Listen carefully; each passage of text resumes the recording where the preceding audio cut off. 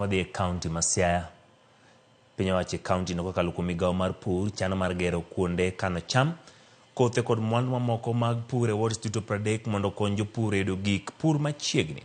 Kanolose nyasi mar yawo dero mar kano kothe chiro ma Nyalgunga e ward ma North Alego. Governor kaonti no James Orengolo nigi keto maino maneno ni ward ka ward ni kod kar kano kendo keyo mwandu mag pur. Leo ni mabiro konyo jopur e kungo omenda magisiko gitiyogo e wuodhe maboyo ka gimanyo mbolea, kothe kod mwandu mamoko.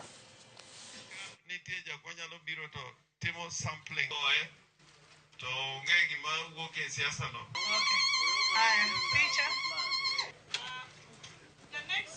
Kawuono odiochieng' ni wamor ka wasain MOU kod our governor rengo mosiro wa lwedo. Koro wadwaro ni wabed kanyakla Siaya kaunti wati kamoro achiel. Wan kod nyithindo manyocha wandiko miluongo ni agripreneurs mwadwa tiyogo mondo kony department officers.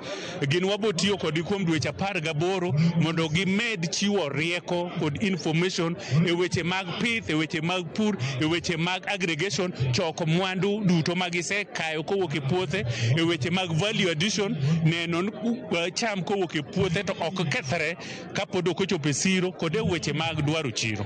Currently, CIB Keepers Cooperative Society has got a membership of 150. Our target is 500 for the whole of the Siaya County.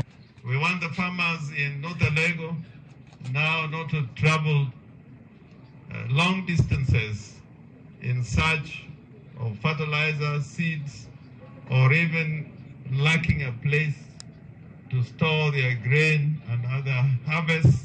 So this grain store is going to play a very important part in addressing the needs of farmers to access seeds, to access fertilizers, and to have a warehouse where they can store their harvests.